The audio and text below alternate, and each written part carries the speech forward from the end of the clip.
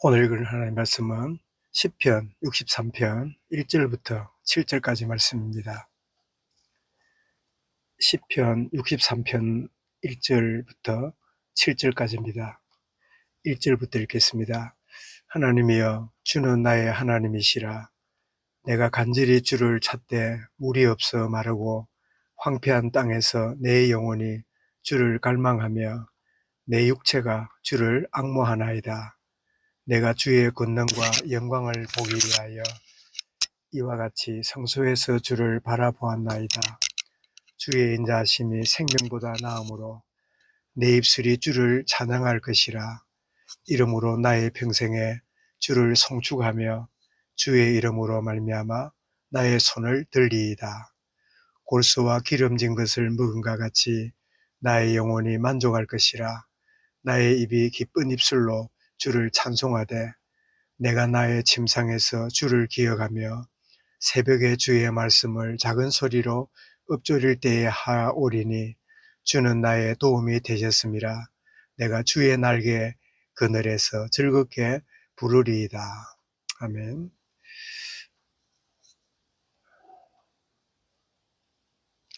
오늘 이 말씀의 제목은 내가 주를 앙모하나이다 하는 제목으로 말씀을 드리겠습니다. 오늘 시편 63편은 이 다윗이 유다 광야에서 있을 때 지은 시라라는 그런 이 제목이 있는데, 이 광야 이러면 아주 극심한 고난과 그리고 고독한 그런 그 의미를 담은 상징적인 단어이기도 한데, 실제로 그 다윗이 이 광야라고 하는 이런 그 겪었던 고난과 고독은 두 가지를 이렇게 우리가 생각해 볼 수 있는데, 첫 번째는 사울 왕에게 쫓겨서 광야를 다니면서 지냈던 그런 참 어려운 상황을 두고 시를 지은 게 아닌가. 1절에 보니까 하나님이여, 주는 나의 하나님이시라. 내가 간절히 주를 찾되 물이 없어 마르고 황폐한 땅에서 내 영혼이 이 물이 없어 마르고 황폐한 땅에서 이 광야를 잘 표현한 거죠. 그런데 이런 상황 가운데도 다윗은 내 영혼이 주를 갈망하며 내 육체가 주를 앙모합니다. 참 이 다윗의 그 환경과 여건은 너무나 어렵고 힘든 상황이지만 다윗의 영적 상태는 참 온전히 영혼이 주를 앙망하고 갈망하는 그런 그의 상태를 잘 보여주고 있음을 느끼게 됩니다.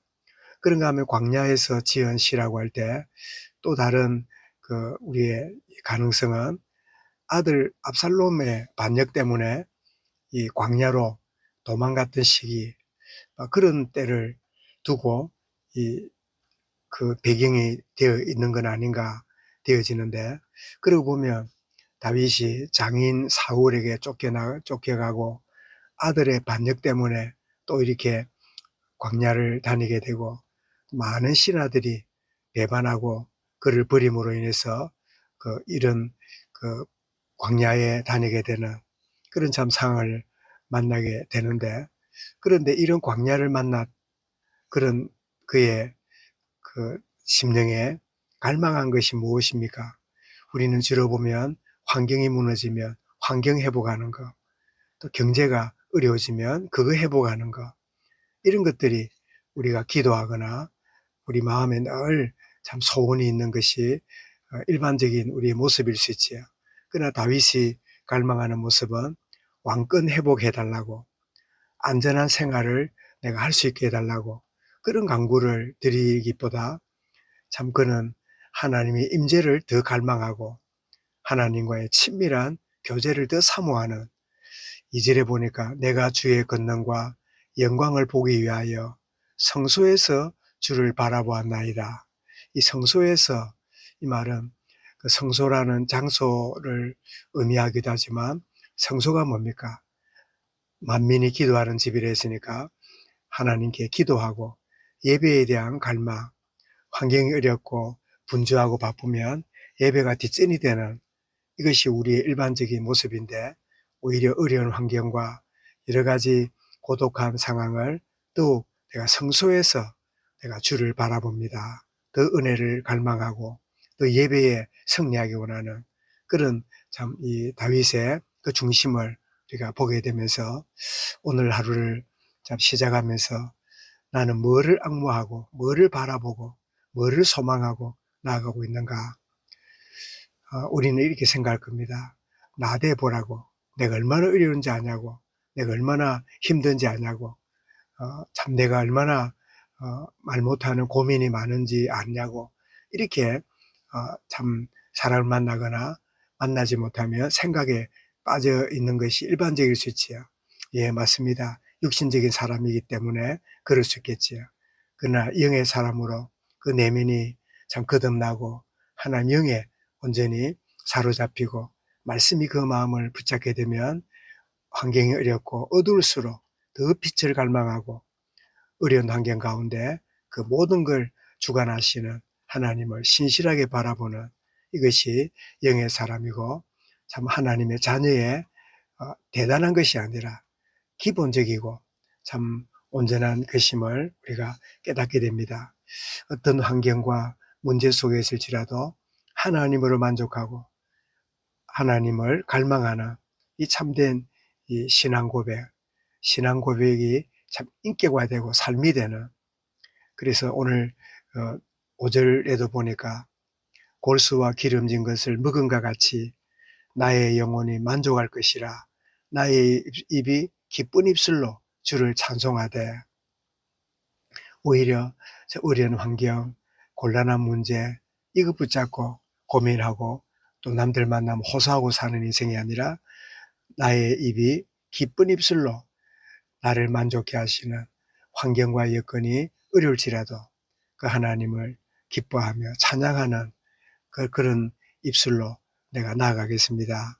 그러면서 6절에 보니까 내가 나의 침상에서 주를 기억하며 주로 힘든 상황이 되면 잠자지 못하는 어려움을 겪게 되지만 오히려 침상에서 주를 기억하고 새벽에 주의 말씀을 작은 소리로 읊조리는 그래서 환경과 여건에 매여 있는 그런 인생이 아니라 환경을 주관하시는 그 하나님을 바라보는 여러분 무엇이 여러분을 힘든 거라고 생각합니까? 진짜 힘든 거는 내 환경과 여건이 아니라 하나님 없는 상황, 하나님과 분리되어 있는 나의 문제, 하나님과 동떨어져 있는 나의 상황을 붙잡고 있다면 그거야말로 고와요 난파선을 타고 있는 그런 소망이 없는 그런 인생이라고 볼 수 있지만 여호와는 나의 목자시니 내게 부족함이 없습니다.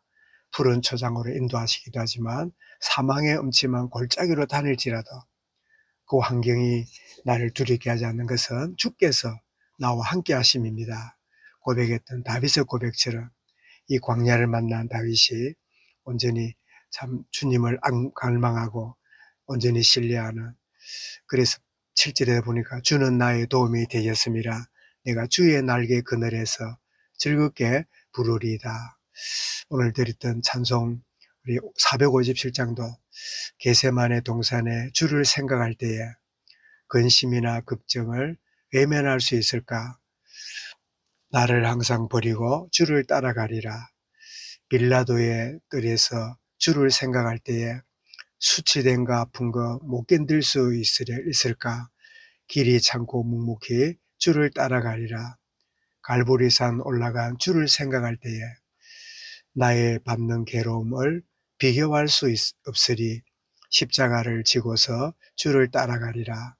무덤에서 부활한 주를 생각할 때에 환난이나 죽음도 두려울 것 없으리 성전가를 부르며 주를 따라가리라 라고 고백한 이 찬송 이 작가의 고백처럼 참 오늘도 이런 환경 저런 환경을 만나고 예기치 않는 문제들을 만나고 또 여러 가지 고비들을 만날지라도 그것조차도 다스리시는 주관하시는 창조의 하나님을 더욱 바라보고 그래서 내가 안일하고 내가 참 세상에 빠지고 세상과 짝하는 하기를 좋아하는 내 체질을 아시고 내 체질을 온전히 바꾸시려고 내게 예기치 않는 문제들을 주시고 예기치 않는 그런 참 여건들을 내게 주셔서 내 속사람이 또 하나님을 바라보고 이제는 내 영에 지배받는 내 삶, 속사람이 온전히 변화되어져서 그래서 내 육을